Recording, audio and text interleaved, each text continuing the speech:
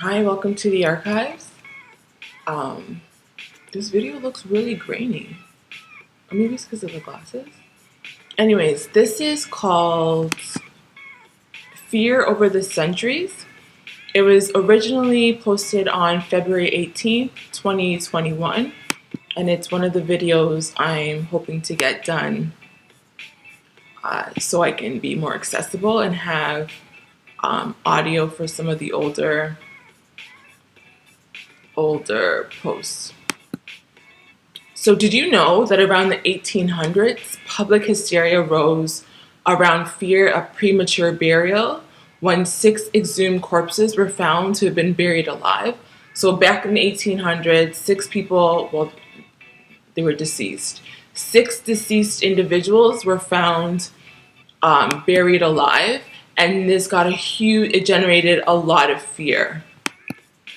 During 1830s, technological inventions such as the railway inspired phobias for many, including Freud, particularly so because railroad accidents resulted in roughly 10,000 deaths that year. So the history of fear, a lot of people, there's another, I saw recently somebody was talking about another philosopher or a psychiatrist or some white man that is known in philosophy or psychology or psychiatry who was said to have been afraid of railways and trains and either got in an accident and died or something. Anyways, all to say the history of fear, and I think it was Bayo was talking about the history of trauma. So same with trauma studies. If you look in trauma studies, it also connects back to railways. But the history of fear specifically, part of it is in the 1830s. There was, after the railway inspired a lot of phobia. A lot of people were afraid of trains, especially Freud. And this is due to railroad accidents that killed roughly 10,000 people back then. So for much of the 19th and 20th century, fear of poverty tied to extreme destitution lingered in Europe. So in the 19th century, the 20th century, in Europe, a lot of people were starving. The famines, it brought up a lot of phobias and fears. In the 19th century and the 20th century again, we also find that because of the starvation, I just said that, fear of famine brought fear of starvation. We also find the fear of death. All of these sorts of phobias and fears really permeated in Europe and North America. By the 20th century, fear had become more gendered though, right? So as we transition into the 20th century, we find that women are being associated fear such as like hysteria, maternal impression, which is the idea that mothers pass down fear and trauma to their children in the womb. For men, then, we find fear is associated with combat and war, right? So wars are happening, and now we're associating, fear and trauma are very similar in terms of origin and history, so I want to know that as well too, because I have another post, or I might do it in the future if I haven't already, that looks at the history of trauma, and it's very similar to this, as I was saying. It's all of these fears lead to a lot of physical and emotional, quote-unquote, wounding that later has come to be termed as trauma. And so men who are at war, there's fears that are associated with that.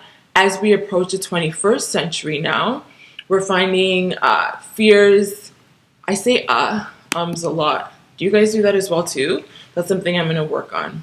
I said I would work on it, and I'm already umming and ahhing away. So bear with me, okay? In the 21st century, there's new fears that arose, and that was around fear of crowds. So people are afraid to be in crowds. People are afraid of natural disasters. And then we also have fear of illnesses such as cancer and HIV. So what these variations tell us is that fear is interpreted in numerous ways. To use Henri Bergson, who is a philosopher, emotions have qualitative and quantitative qualities that alter their makeup. right? So intensities would be more of the quantitative, and then the different types of fears will be qualitative first. So are you afraid of railroads, or are you afraid of being buried alive, or spiders, right? Those all shifts how we come to understand fear. So as historian Joanna Bourke cites, different fears feel differently. Bourke goes on to say that what makes different feels resemble each other is the likeliness of a perceived situation or event that causes fear to surface. So for example, when faced with danger, an individual can read their emotional state as fear. However, somebody observing them from the outside might interpret their emotional state as completely different, say anger, or rather even like over fear. So earlier I was talking about Mo, Netflix's Mo, right? I might interpret the young man with the diabetic young man as fear. Somebody else will be like, nah, he wasn't afraid, he was angry, right? This is the example here that Bourke is saying. Because emotions are so subjective, they can really differ, and everybody might have a different interpretation of what is going on. So Bourke goes on and says, both these readings are correct. So it might be fear, it might also be anger. All of that is correct. She writes, anger, disgust, hatred, and horror all contain elements of fear. Jealousy may be understood as fear of losing a partner. Shame may be fear of humiliation.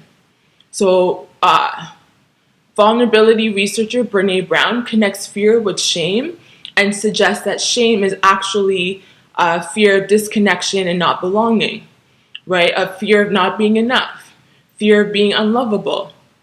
In this way, we can think of anger, hatred, jealousy, and shame, for instance, as having different kinds of fears that ironically make it similar to fear.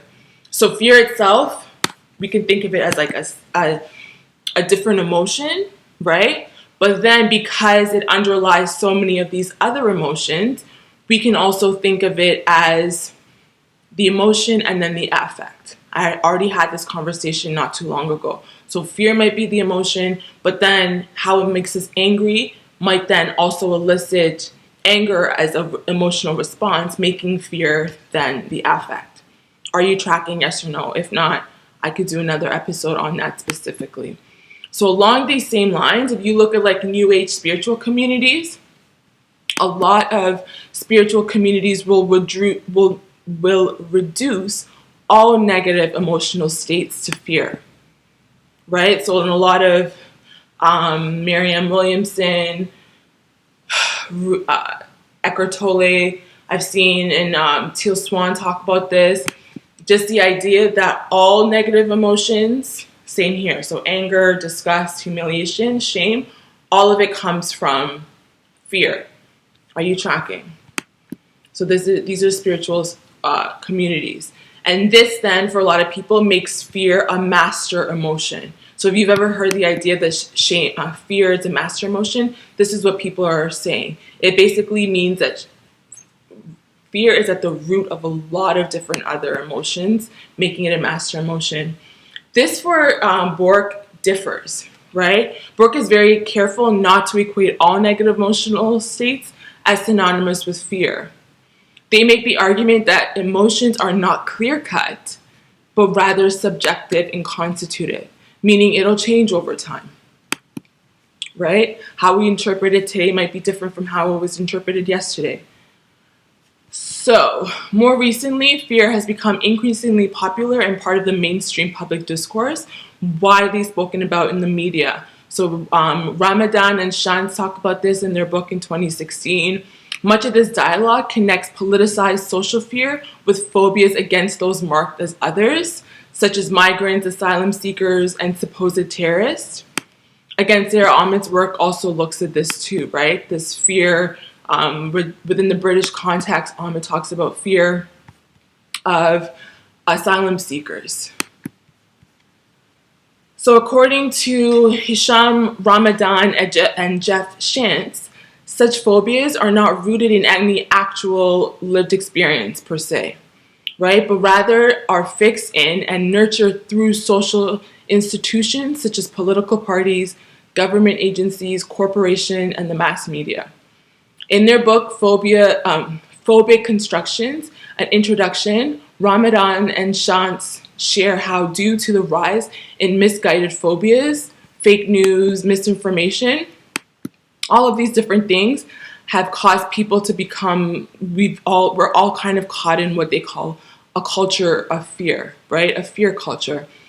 Similarly, in affective economies, Sarah Ahmed connects fear and phobias with the socio-political context. So in the text, Ahmed describes fear as an object that flows within an economy, both in the social and psychic fields. Meaning it's here, right? Fear is here. People talk about fear in the elections, but also fear in the psychic fields, meaning you can't see it. It's more energetic. People look at it through a spiritual kind of a lens.